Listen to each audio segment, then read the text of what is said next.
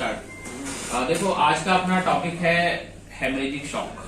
ठीक है, तो हेमरेजिक शॉक के ऊपर में कुछ क्वेश्चंस भी डिस्कस करेंगे ताकि इंटरेस्टिंग बना रहे।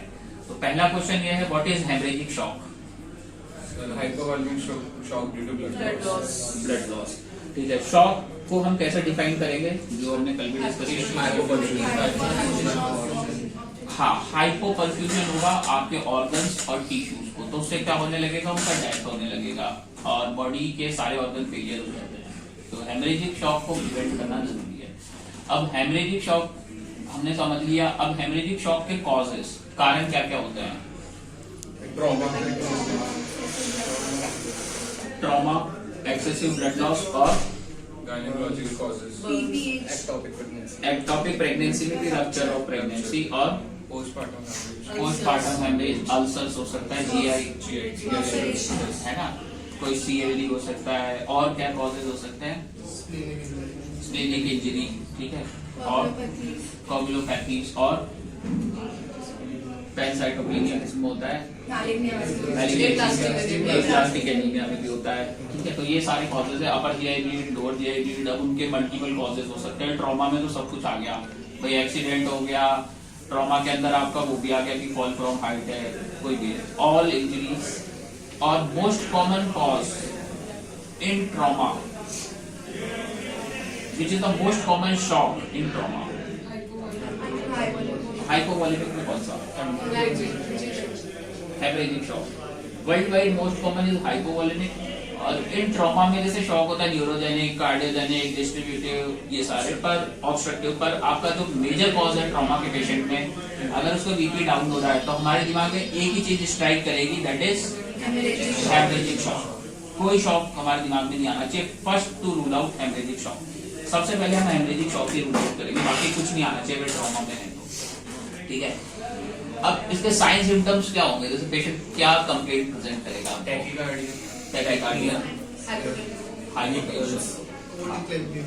ठीक है, ये हो गया। अब जो हेमरेजिक शॉक है इसका क्लासिफिकेशन है, तो क्लासिफिकेशन में क्लास 1, 2, 3, 4 है ना, तो एक एक करके कोई भी बता दो। क्लास 1 में कब कंसिडर करते हैं हम? Less than 15%। अब क्लास 1 को हम ये भी बोलते हैं, जैसे हमने ब्लड डोनेट किया तो हम किस में आएंगे? क्लास 1 के अंदर। तो ब्लड डोनेट किया, क्लास 1 हेमरेजिक शॉक है, तो इसको ट्रीट करने का जरूरत है क्या? नहीं, नो ट्रीटमेंट है ना। लेस देन 15% वॉल्यूम में कुछ भी नहीं होगा, हमें ब्लड डोनेट करना नहीं है। Class second 15 to 30%। ठीक है, अब इसमें ये होता है कि आपको क्या ब्लड ट्रांसफ्यूजन करना है इसमें 15 से 30% में? ओनली आईवी फ्लूइड में भी क्रिस्टलॉइड से ही काम हो जाएगा, ब्लड ट्रांसफ्यूजन का रिक्वायरमेंट नहीं पड़ता है। अब आता है क्लास 3 31 to 40, क्योंकि ऑप्शन में 30 है तो वो हो जाएगा क्लास सेकंड में 31 to 40 है ना। तो इसमें आपको ब्लड ट्रांसफ्यूजन का भी जरूरत पड़ता है, क्रिस्टलॉइड्स का भी जरूरत पड़ता है। अब आता है आपका क्लास 4, इसमें क्या है? More than 40%। इसमें ब्लड ट्रांसफ्यूजन का जरूरत पड़ता है हमको, है ना। कितना ट्रांसफ्यूजन देंगे, कैसे देंगे? Massive transfusion. मेरा एक क्वेश्चन है, जब हम ब्लड ट्रांसफ्यूज करते हैं तो उसका एक ड्यूरेशन होता है, कितने आवर्स में या कितने मिनट में हमको 1 यूनिट ब्लड खत्म करना है? 4। हाँ, मैसिव नहीं, मैं नॉर्मल ब्लड ट्रांसफ्यूजन का प्रोटोकॉल पूछ रहा हूँ कि नॉर्मल ब्लड ट्रांसफ्यूजन कितने आवर्स में होना चाहिए। जैसे ऑप्शन में देता हूँ 2 hours, 4 hours, 6 hours, 10 hours. 4 hours. क्यों? जो क्यों का आंसर देता है वही एक्सपर्ट होता है और जीनियस होता है। ब्लड कंटामिनेशन का चांस है ना। तो 4 आवर्स के अंदर, ये एक एमसीक्यू है जो पीजी वगैरह में आता है, कितने आवर्स में आप दोगे? ऑप्शन यही रहेंगे जो मैंने बताया, चेंज हो सकते हैं पर 4 आवर्स जरूर रहेगा। तो 4 आवर्स के अंदर उनको खत्म करना है। अब आता है ये जो 4th क्लास है, इसमें अगर हम मैसिव ट्रांसफ्यूजन नहीं करके 4 आवर वाला फंडा अपना लेंगे तो क्या होगा? पेशेंट के साथ क्या होगा? नहीं, क्या होगा पेशेंट का? क्या होगा फिर? क्या होगा पेशेंट का? पेशेंट दुनिया छोड़ देगा कुछ ही मिनटों में। With in a minute patient lose his life, है ना। क्लास 4 ये अपन को समझना है, पेशेंट की जिंदगी चली जाएगी। अब हमको ब्लड चाहिए, इतनी जल्दी तो ब्लड मिलता नहीं है, तो कौन सा ब्लड चढ़ाएंगे patient? O negative, that is universal donor. तो ओ नेगेटिव हमको ट्रांसफ्यूज करना है, पर इसमें ये ध्यान रखना है कि इससे कोगुलोपैथी भी होती है। अब 1 आवर में कितने यूनिट ब्लड चढ़ाने पे कंसिडर होता है, that is massive blood transfusion, 4 blood है ना, और 12 आवर्स में 10, ठीक है, पीआरबीसी चढ़ाते हैं, ठीक है। उसके अलावा एफएफपी, ब्लड के कंपोनेंट्स, ये सब हम कर सकते हैं। तो ये था अपना हेमरेजिक शॉक। अब इसमें क्वेश्चन आता है, हेमरेजिक शॉक हो गया पर हम ब्लड को तो ट्रांसफ्यूज कर रहे हैं, पर सबसे पहले हमारा वही चीजें चालू होती है, प्राइमरी सर्जरी। अब जो फ्रैक्चर होता है वो रेडियोलॉजिकल डायग्नोस देना पड़ेगा या क्लिनिकल डायग्नोसिस है फ्रैक्चर जो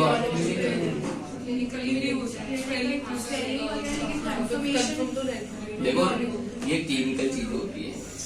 अभी एक फीमर फ्रैक्चर आया था, हमें देख के समझ में आ गया फीमर फ्रैक्चर।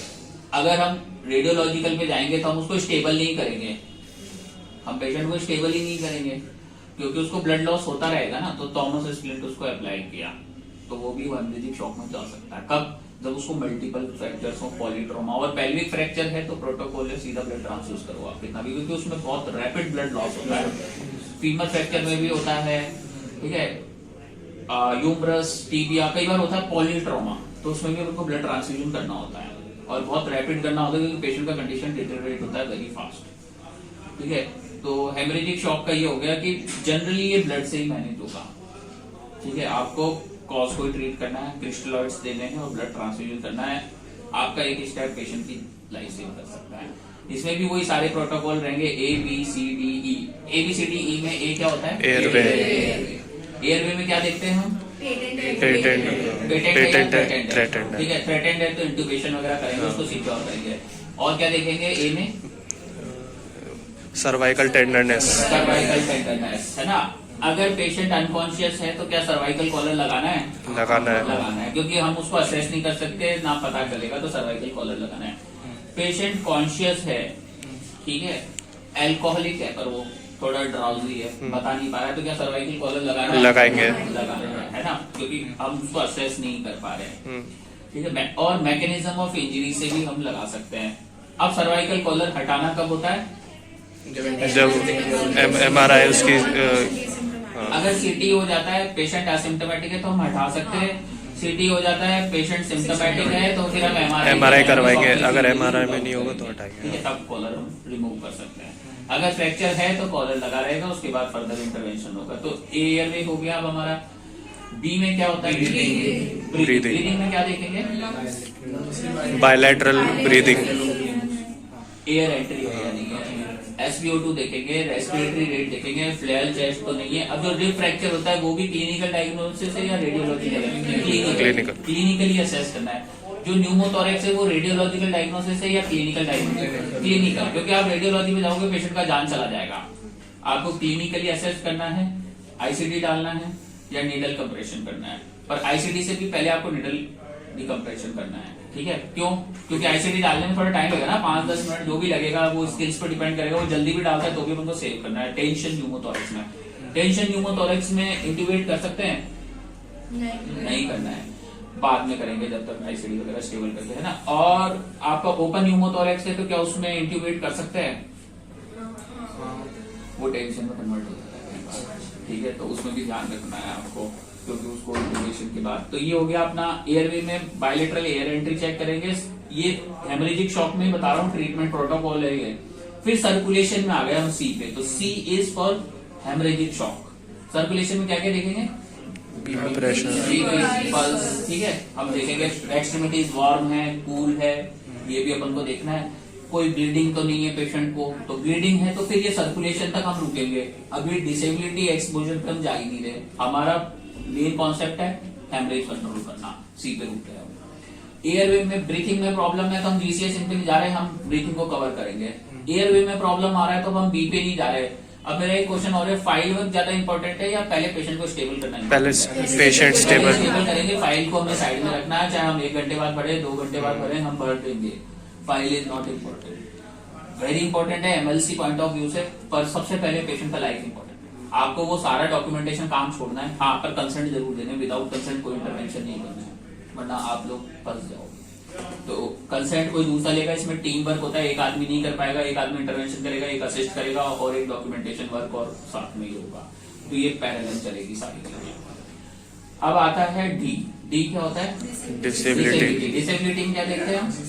जीसीएस कल हमने अच्छे से देखा है। और एक प्यूपिल का रिएक्टिविटी भी देखते हैं कि रिएक्टिव है, डायलेटेड है, फिक्स्ड है, तो ये जीसीएस में है ना। जीसीएस 9 के बिलो है तो इंटीग्रेट करना है। जीसीएस अगर ठीक भी हो और पेशेंट रिकरेंट वॉमिटिंग कर रहा है, पेशेंट ड्राउजी है, एल्कोहलिक है, तो भी हम इंट्यूबेट कर सकते हैं। उसका रीजन है वो एस्पिरेटरी निमोनिया ना हो, है ना, उसको भी प्रिवेंट करने के लिए हम कर सकते हैं। पेशेंट को सीजर्स आ गए तो भी हम इंट्यूबेट करेंगे, है ना। उसके अलावा अब ई होता है, व्हाट इज ई? एक्सपोजर, है ना। एक्सपोजर में हम क्या देखते हैं, कहाँ इंजरी है, क्या है। ये हो गया हमारा पूरा प्राइमरी सर्वे। अब प्राइमरी सर्वे क्या रिपीट करना होता है? ये रिपीट होगा, है ना। प्राइमरी सर्वे ऑलवेज रिपीट, हमें रिपीट करते रहना होता है। हो सकता है पेशेंट इंप्रूव हो रहा हो सकता है पेशेंट डिटेरियोरेट हो रहा हो। अभी जो इंट्यूबेटेड नहीं है 1 घंटे बाद इंट्यूबेट हो सकता है, जो अभी इंट्यूबेटेड नहीं हो 6 घंटे बाद इंट्यूबेट हो सकता है, ठीक है।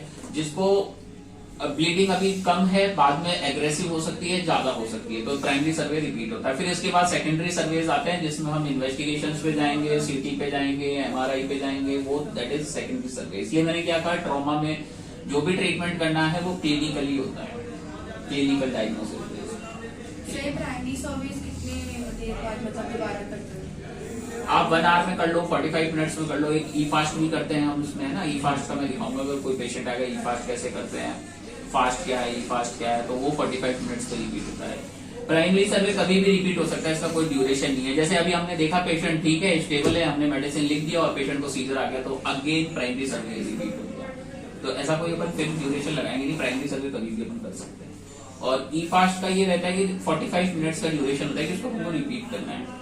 बाकी प्राइमरी सर्वे में तो ये हमने अभी देखी है, उसको येलो जोन में शिफ्ट किया था, पता चला उसको सीजर्स आ रहे हैं, रिकरेंट वॉमिटिंग हो रही है, पेशेंट अनकॉन्शियस हो रहा है, तो प्राइमरी सर्वे वापस रिपीट हो गया उसको रिसेस में लेके। पेशेंट रिसेस में है, अब वो एकदम स्टेबल हो गया, हमने लग रहा था, तो उसका प्राइमरी सर्वे वापस रिपीट होकर कहा गया येलो जोन में चला गया, तो वहां पे भी असेस होगा। तो जिस भी जोन में पेशेंट जा रहा है उसका असेस होगा। Thank you.